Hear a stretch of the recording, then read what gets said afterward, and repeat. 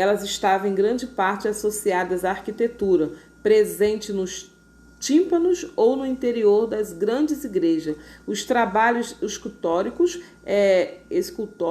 enriqueceram as construções e documentaram na pedra alguns dos aspectos da vida humana mais valorizados na época. As paredes externas das catedrais, do mesmo modo que os vitrais, contavam histórias bíblicas, com a diferença de que eram esculpidas. Tá? Então, elas contavam, essas imagens que estão aí, contavam cenas bíblicas, histórias, elas eram esculpidas, tá? Formando, tá, esses desenhos. Os escultores buscavam dar um aspecto real e humano às figuras retratadas, muito embora, por questões relacionadas ao próprio estilo gótico, eles também priorizassem a verticalidade e ao alongamento das formas para o alto, o que às vezes era feito até de maneira exagerada. Por quê? Eles queriam mostrar que elas tinham assim uma imponência, tá? Elas eram assim bem em cima, que elas eram o central.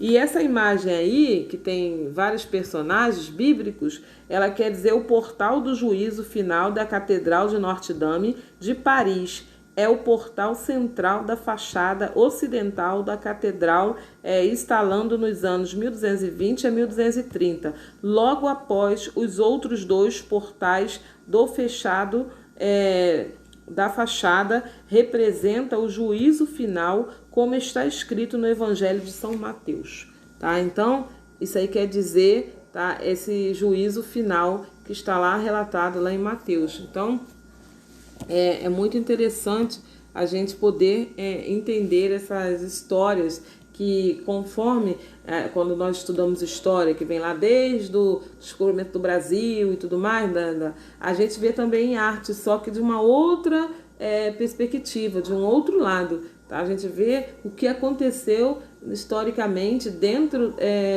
das histórias de templos, dentro da arquitetura, dentro da história em si, dos movimentos. Então a gente vê esse outro lado, tá? Na história. E nós podemos ver aqui que tem mais duas imagens que ela fala a Catedral de Santa Maria, tá? E a Vitral de Notre-Dame de La Belle Verrière, tá? Além das esculturas, um elemento que se destaca na arquitetura gótica são as torres pontiagudas, com as suas formas alongadas, que parece querer atingir as nuvens.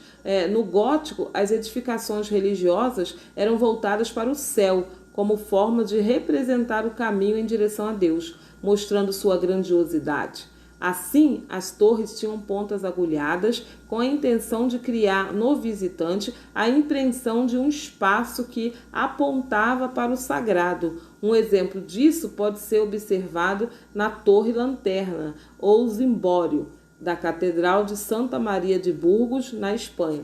Então você pode ver que essa catedral tem as pontas bem acima, tá? Apontando para o alto, que ela quer dignificar que o sagrado ele é importante, que Deus é grandioso, que Deus é majestoso, que Deus é poderoso, que tudo que fala em direção a Deus, essa época eles se mostrava muito forte, tá? E eles tentavam mostrar nas construções. Então vocês perceberam que cada detalhe das construções, da arquitetura gótica, elas tinham um porquê. Não era feito simplesmente para o visual de belo, o visual de, que lindo. Não, tinha um porquê de ter aquelas pontas agudas, tinha um porquê de ter esse arco mais alongado, tinha um porquê de estar lá os personagens bíblicos. Então, tudo simbolizava alguma coisa, nada era por acaso, tá?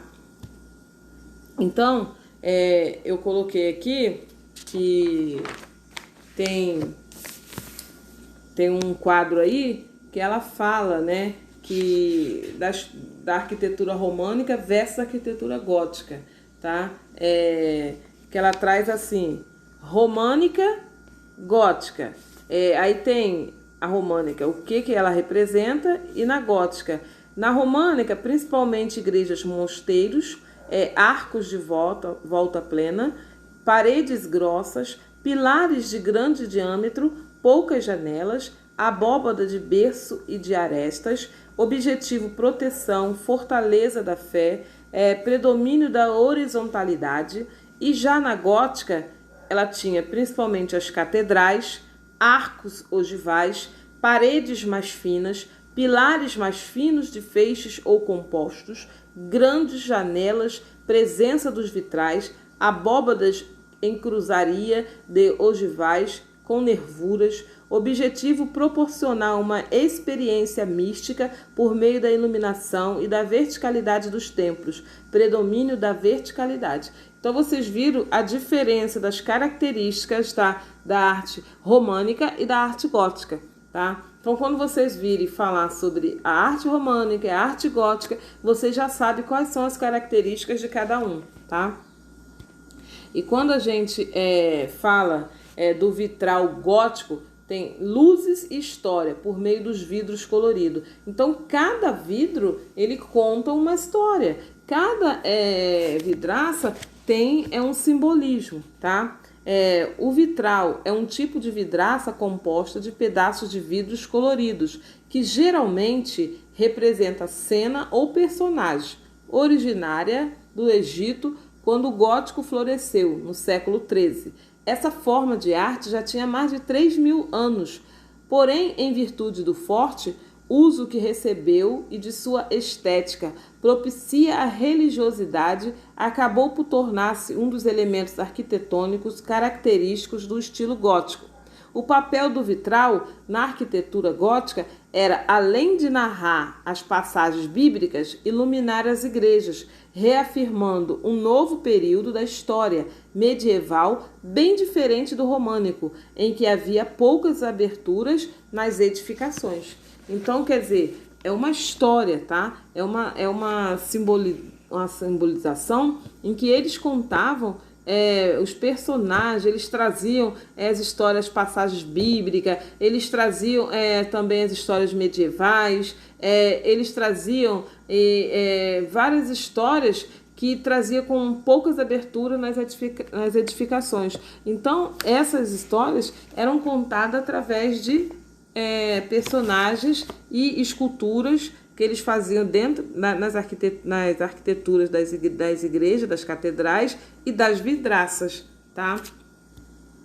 Então aqui nós temos 3 vidraças. A vitral gótica da Catedral de Colônia, construída entre 1248 e 1473, na cidade de Alemã, na Colônia. O vitral mostra as cenas da crucificação e da Virgem, o Filho da Majestade, tá? E tem o detalhe da vitral dedicado à vida de Carlos Magno, na Catedral Notre-Dame de Chartres, na França.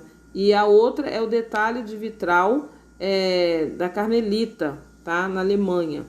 E elas têm uma história, cada um tem um modo de ver. Por exemplo, as artes criadas para os vitrais eram pensadas em apenas 2 dimensões. A ilusão de volume e perspectiva não era possível. Nesse caso, pois os desenhos eram atravessados pela luz e não iluminados pela luz ambiente. Para a criação de um vitral, o pintor fazia um esboço do desenho a ser aplicado em cima do vidro. Enquanto isto, diversas sessões de aquecimento preparavam o vidro para assumir as formas e colorações da arte. Realizando a fundição e a modelagem dos perfis de chumbo, as vitralinas aqueciam as peças de vidro coloridas até atingir o seu ponto de quebra, valendo-se de estiletes com ponta de diâmetro de diamante. E artesão recortava o vidro, encaixava-o na armação e empregava uma massa que impediria a passagem de água pelo vitral, utilizando para a fabricação de vidros até o século XIII. O potássio foi substituído pela soda. Ela inibia a formação de bolhas nos vidros, favorecendo sua decomposição pela refração da luz. O contraste era criado a partir das formas destacadas sobre o fundo, vermelho sobre o azul, verde sobre o vermelho, e reforçado pelas barras de chumbo, que, circundando os contornos do desenho, serviam não apenas para reunir solidamente os pedaços de vidro, mas também para realçar as formas com nitidez. Então vocês podem ver como que era feito, tá? Essas vidraças, como que eram o agir delas para ela chegar a esse denominador aí, para chegar a esse resultado, tá? Então não era fácil naquela época, sem a tecnologia de hoje, fazer um trabalho assim. E olha como era bonito. A gente vai lá em Petrópolis, tem aquela igreja lá tem a Princesa Isabel lá. Ela tem as vidraças no estilo gótico. Elas têm os desenhos pintados dos sagrados, tá? Temas bíblicos. Então é muito interessante. Eu acho que essa igreja lá em Petrópolis, ela está até fechada. Ela não está assim muito aberta ao público, mas não. Então, hoje, nesse slide, nós ficamos por aqui, tá? Eu espero que vocês tenham gostado. Eu dei o máximo de mim, tá? Que é a primeira vez que eu estou usando esses materiais, essas ferramentas. Então, espero que vocês tenham gostado desse modo, né, desse contato da gente de eu falar e mostrando o que está se passando, porque até mesmo quem não tem um livro, ele pode acompanhar. Eu tentei colocar o máximo possível da história real aqui, do livro, para que quem ainda não possui, né, como eu já falei, ter a oportunidade de estar vendo tantas figuras também e ouvindo o que se passa, o que acontecia ali dentro da história, tá bom? Eu deixo aqui um pensamento para vocês, tá? A palavra que eu tenho para você hoje é: não desista, continue crendo, Deus vai te surpreender. Então, o que eu falo para vocês, que fique tranquilo, tá? Que tudo vai passar. E que nós em breve estaremos juntos. Independente da sua religião, peça a Deus para que possa estar havendo logo essa epidemia, possa passar, tá?